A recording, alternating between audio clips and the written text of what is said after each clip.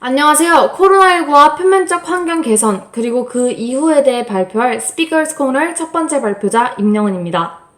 목차는 총 3단계, 서론, 본론, 결론으로 이루어지겠습니다. 서론에서는 코로나19 이후의 표면적 환경 변화에 대해서, 본론에서는 정부, 사회, 개인의 역할에 대한 저의 주장을, 마지막으로 결론에서는 코로나19 그 이후에 우리의 자세에 대해서 말씀드리겠습니다. 첫 번째 서론입니다. 코로나19로 인해 불안감이 증가하면서 점점 경기가 침체되고 있고 사회적 거리두기로 인해 소비자들의 직접적인 소비가 줄어들면서 소상공인, 자영업자들에게 가장 큰 경제적 타격이 가해졌습니다. 또한 공장의 가동이 멈추면서 경제의 올스톱 사태까지 나타났습니다. 하지만 코로나19로 인해서 환경이 개선되었다고 합니다. 위 사진은 2020년 1월부터 3월까지의 한반도 주변 이산화탄소 농도 변화를 나타낸 것입니다. 시간이 지날수록 붉은 부분의 면적은 줄어들고 푸른 부분의 면적이 늘어나는 것을 보실 수 있습니다. 또한 코로나 이후로 인간의 경제활동이 축소되면서 중국은 온실가스 배출 물량 25% 감소, 영국과 스페인은 이산화질소 감소, 그리고 미국의 뉴욕에서는 대기오염 물질이 5에서 10% 감소했고 메테인이 50%나 감소했다고 합니다.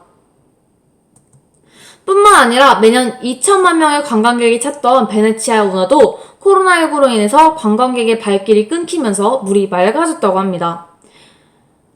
지금까지의 상황을 본다면 아마 코로나19로 인해 환경이 정말로 좋아졌구나 라고 생각할 수 있습니다. 그러나 저는 여기서 한 가지 질문을 던져보았습니다. 코로나19 정말로 환경 개선에 영향을 미쳤는가? 배달음식의 급증과 일회용품의 사용 증가에 관련된 신문기사 제목 3가지를 살펴보도록 하겠습니다. 코로나19 재확산, 프랜차이즈 업계 포장 배달 강화, 코로나 여파 1분기 배달음식 온라인 거래 전년 대비 76% 급증. 이 두 신문 기사를 통해서 사회적 거리두기로 인해 배달음식의 수요가 증가했다는 것을 알 수 있습니다. 세 번째 신문 기사 제목 보도록 하겠습니다. 호주, 코로나19 영향 배달음식 주문 2배 가까이 증가해. 이를 통해 배달음식 급증으로 인한 일회용품 사용 문제가 우리나라 문제만은 아님을 알 수 있습니다. 일회용품은 위생적이고 다회용기는 비위생적이라고 생각하는 것이 사람들의 통념이라고 생각되는데요. 과연 그럴까요?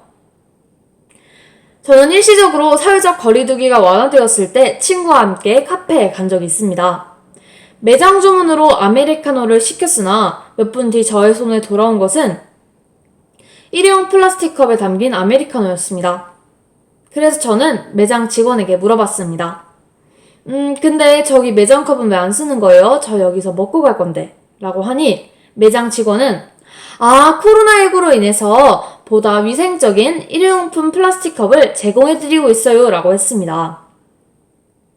여러분, 2018년 8월 1일부터 시행되었던 매장 내 일회용품 사용 금지 기억하시나요? 하지만 최근 코로나19의 확산에 대한 불안감으로 정부에서는 오히려 이를 허용해주고 있다고 합니다. 하지만 미국의 연구 결과에 따르면 코로나19는 플라스틱 표면에서 최대 2에서 3일 정도 생존이 가능하다고 합니다. 이런 상황이면 일회용품과 다회용기 사용의 차이가 별로 없어 보입니다.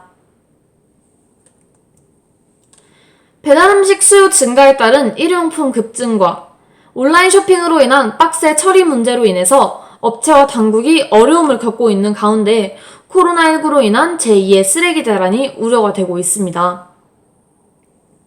두 번째 본론 들어가겠습니다. 먼저 정부의 역할입니다.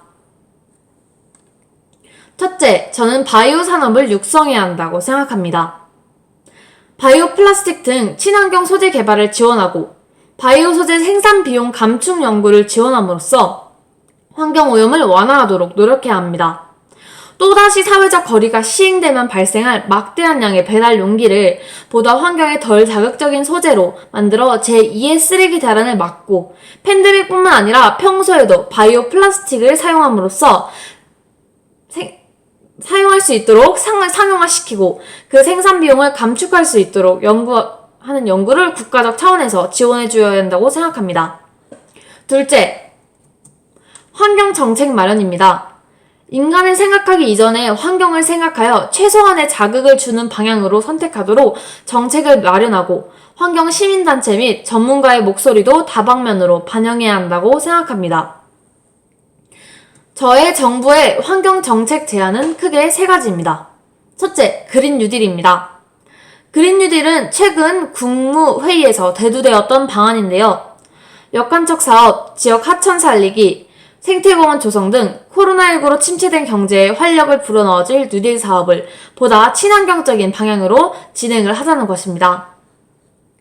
둘째, 일회용품 규제 강화입니다. 코로나19 확산 방지라는 목적으로 매장 내 일회용품 사용을 허가하기보다는 좀 더 정확한 정보를 얻은 후 매장 내 세척 및 소독 강화와 텀블러 이용 장려 정책을 시행하는 방안을 제안합니다. 셋째, 법 개정 및 교육 강화입니다. 코로나 관련 위법 사항에 대해서 좀 더 강화된 법으로 스스로 환경 오염에 대해서 경각심을 느끼도록 하고 보다 환경을 잘 이해할 수 있도록 교육을 강화합니다. 다음은 사회적인 역할입니다. 저는 캠페인 활동의 주제를 두 가지로 나눠보았는데요. 먼저 첫 번째는 일회용품의 진실 알리기 캠페인입니다. 일회용품에 대한 오해와 진실을 알려주고 사람들의 행동 변화를 촉구하는 것인데요. 일회용품의 위생성 과신 문제와 코로나19 이후 일회용품의 소비 현황에 대해서 보다 자세하게 알려줌으로써 지금 현 상황에 대해서 사람들에게 인지시키자는 취지입니다. 두 번째 캠페인은 코로나19를 통한 환경과 인간 알기 캠페인입니다. 환경 개선 사례를 통한 교훈을 생각해보고 실천을 촉구하는 것입니다. 코로나19로 인한 환경 개선 사례를 소개하고 코로나19를 통한 환경 개선을 통해 인간의 행동이 환경에 미치는 영향을 알 수 있도록 자세한 환경 보호 교육 진행을 촉구하는 방안입니다. 마지막은 개인의 역할입니다. 첫째, 제로 웨이스트 실천입니다. 생활 속 쓰레기를 제로, 즉 최소화하는 삶을 말합니다. 총 3단계로 실천 방안을 정리해 보았는데요. 첫 번째는 텀블러, 장바구니, 손걸레, 친환경 빨대 사용 등 이것처럼 작은 부분부터 바꿔나가는 것입니다. 두 번째는 소프넛 사용 또는 샴푸바 사용, 밀랍랩 이용 등과 같이 생활 습관을 바꾸는 것입니다.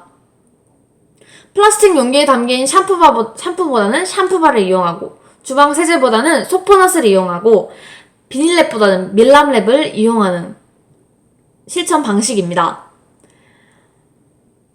마지막으로 세 번째는 적게 사고 밀폐용기 들고 다니기, 직접 만들기인데요.